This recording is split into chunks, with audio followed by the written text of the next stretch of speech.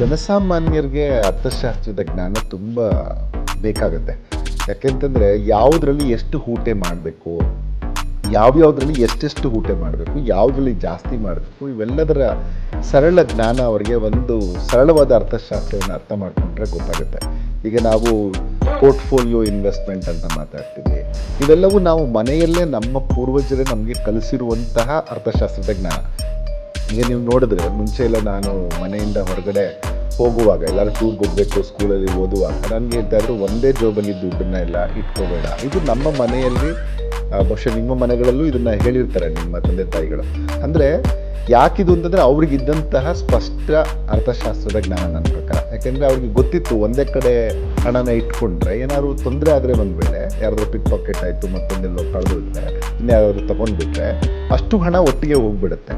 ಆದರೆ ನೀವು ಅದನ್ನು ಬೇರೆ ಬೇರೆಯ ಜಾಗದಲ್ಲಿ ಇಟ್ಕೊಂಡ್ರೆ, ಒಂದು ಪಾಕೆಟಲ್ಲಿ ಇಟ್ಕೊಳ್ಳೋದು, ಇನ್ನೊಂದು ಬ್ಯಾಗಲ್ಲಿ ಒಂದಷ್ಟು ದುಡ್ಡು ಇಟ್ಕೊಂಡ್ರೆ, ಎಲ್ಲ ಈ ಥರದ ಒಂದು ಡಿವಿಷನ್ ಮಾಡಿದ್ರೆ ಆಗ ನಿಮಗೆ ಒಂದು ವೇಳೆ ಏನಾದರೂ ನಷ್ಟ ಆದ್ರೂ ಅದರ ಒಟ್ಟು ಅನಾಹುತ ಕಡಿಮೆ ಆಗುತ್ತೆ. ಸೊ ಈ ಥರದ ಒಂದು ಸರಳವಾದ ಜ್ಞಾನವನ್ನು ಮನೆಯಲ್ಲಿ ನಮ್ಮ ತಂದೆ ತಾಯಿಗಳು, ನಿಮ್ಮ ತಂದೆ ತಾಯಿಗಳಿಗೆಲ್ಲರಿಗೂ ಗೊತ್ತಿತ್ತು.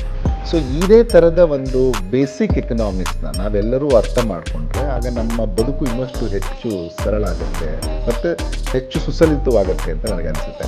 ಈಗ ಸುಮ್ಮನೆ ಗಮನಿಸಿ, ಯಾವುದರಲ್ಲಿ ನಾವು ಮಾರ್ಕೆಟಲ್ಲಿ ಇನ್ವೆಸ್ಟ್ ಮಾಡಬೇಕು ಅನ್ನುವಾಗ ನೀವು ಎಗೇನ್ ಅಲ್ಲಿ ಬೇಸಿಕ್ ಫ್ಯಾಕ್ಟರ್ಸ್ ಏನು, ಅದರ ಹಿಂದೆ ವರ್ಷಗಳಲ್ಲಿ ಯಾವ ರೀತಿಯಾದ ಪರ್ಫಾರ್ಮೆನ್ಸ್ ಮಾಡಿದೆ, ಈಗ ಮಾರುಕಟ್ಟೆ ಸ್ಥಿತಿ ಹೇಗಿದೆ, ಭಾರತದ ಆರ್ಥಿಕತೆ ಸ್ಥಿತಿ ಹೇಗಿದೆ, ಇವೆಲ್ಲವೂ ಒಂದಷ್ಟು ಅರಿವು ನಮಗೆ ಬೇಕು. ಆವಾಗೇನಾಗುತ್ತೆ, ನಮಗೆ ಕ್ಲಿಯರಾಗಿ ಒಂದು ಐಡಿಯಾ ತಗೊಳ್ಳೋಕ್ಕೆ ಸಾಧ್ಯ ಆಗುತ್ತೆ.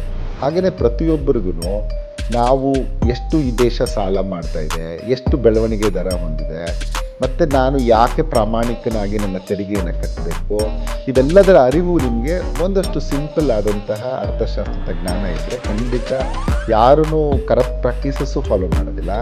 ಹಾಗೆಯೇ ಹಾನೆಸ್ಟಾಗಿ ಟ್ಯಾಕ್ಸನ್ನು ಪೇ ಮಾಡ್ತಾರೆ.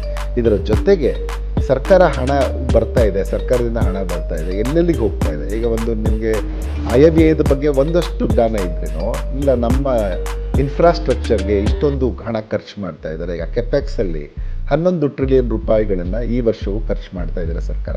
ಸೊ ಇದು ಮಾಡುವಾಗ ಎಲ್ಲೆಲ್ಲಿಗೆ ಹೋಗ್ತಾ ಇದೆ ನಿಮಗೆ ಅದರ ಅರಿವಿದ್ದಾಗ ಏನಾಗುತ್ತೆ, ನೀವು ಕೇಳ್ತೀರಾ, ಇಲ್ಲ ಇದು ಬಂದಿದೆ ನಮಗೆ, ನಮ್ಮ ಇದು ಬೆಂಗಳೂರಿಗೆ ಇಷ್ಟು ಬಂದಿದೆ ದುಡ್ಡು ಅಂತಂದಾಗ ಬೆಂಗಳೂರಲ್ಲಿ ಯಾವ್ಯಾವ ರೋಡನ್ನು ಡೆವಲಪ್ ಮಾಡ್ತಾ ಇದೆ, ಯಾವ ನ್ಯಾಷನಲ್ ಹೈವೇ ಎಲ್ಲಿ ಕನೆಕ್ಟ್ ಆಗ್ತಾ ಇದೆ. ಸೊ ಈ ಥರದೊಂದು ಜ್ಞಾನ ಗೊತ್ತಾಗುತ್ತೆ, ಇಷ್ಟಿಷ್ಟು ಇದ್ರ ಮೇಲೆ ಖರ್ಚಾಗ್ತಾ ಇದೆ ಅನ್ನೋಂಥದ್ದು. ಮತ್ತು ನಮ್ಮ ಬಗ್ಗೆ, ನಮ್ಮ ದೇಶದ ಇನ್ಫ್ರಾಸ್ಟ್ರಕ್ಚರ್ ಬೆಳವಣಿಗೆಯ ಬಗ್ಗೆಯೂ ನಿಮಗೆ ಅರಿವು ಬರೋದ್ರ ಜೊತೆಗೆ ಒಂದು ಹೆಮ್ಮೆನೂ ಆಗುತ್ತೆ.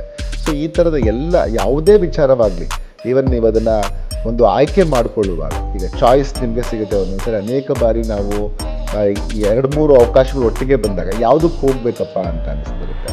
ಅವಕಾಶಗಳನ್ನು ಆಯ್ಕೆ ಮಾಡ್ಕೊಳ್ಳುವಾಗಲೂ ಸಹ ಅದರ ಕಾಸ್ಟ್ ಬೆನಿಫಿಟನ್ನು ನೀವು ತೂಕ ಹಾಕಿ ನೋಡ್ಬೋದು. ಇದನ್ನು ಆಯ್ಕೆ ಮಾಡಿಕೊಂಡ್ರೆ ಈಗ ಅನೇಕ ಸರಿ ಏನಾಗುತ್ತೆ, ನಿಮಗೆ 2-3 ಒಟ್ಟಿಗೆ ಬಂದಾಗ ದ್ವಂದ್ವಕ್ಕೆ ಒಳಗಾಗ್ತೀವಿ, ಗೊಂದಲಕ್ಕೆ ಒಳಗಾಗ್ತೀವಿ. ಯಾವುದನ್ನು ನಾನು ಆಯ್ಕೆ ಮಾಡ್ಕೋಬೇಕು, ಮೊದಲನೇದಕ್ಕೆ ಹೋಗ್ಬೇಕಾ, ಅಥವಾ ಸುಮ್ಮನೆ ನಾವು ಉದಾಹರಣೆಗೆ ನಿಮಗೆ 2-3 ಕೆಲಸಕ್ಕೆ ಆಫರ್ ಬಂದಾಗ ಅಥವಾ 2-3 ಕೆಲಸಗಳಿದ್ದಾಗ ಯಾವುದಕ್ಕೆ ಹೋಗಬೇಕು ಅನ್ನುವಾಗಲೂ ನೀವು ಅದಕ್ಕೆ ಹೋದರೆ, ಇದು ಮೊದಲನೇದಕ್ಕೆ ಹೋದರೆ ಏನು ಕಾಸ್ಟ್ ಇದೆ, ಏನು ನನಗೆ ವೆಚ್ಚ ಆಗುತ್ತೆ, ಯಾವುದು ಎಷ್ಟು ಲಾಭ ಆಗುತ್ತೆ, ಹಾಗೆಯೇ 2ನೇದಕ್ಕೆ ಹೋದರೆ ಏನಾಗುತ್ತೆ, 3ನೇದಕ್ಕೆ ಹೋದರೆ ಏನಾಗುತ್ತೆ, ಈ ಥರದೊಂದು ಕಾಸ್ಟ್ ಮತ್ತು ಬೆನಿಫಿಟ್ ಅನಾಲಿಸಿಸ್ ಮಾಡಿ ನಿಮ್ಮ ಪ್ರಗತಿ ಎಲ್ಲಿದೆ ಇವೆರಡೂ ಗೊತ್ತಾದರೆ ನಿಮ್ಮ ಪ್ರಗತಿಯೂ ಗೊತ್ತಾಗುತ್ತೆ.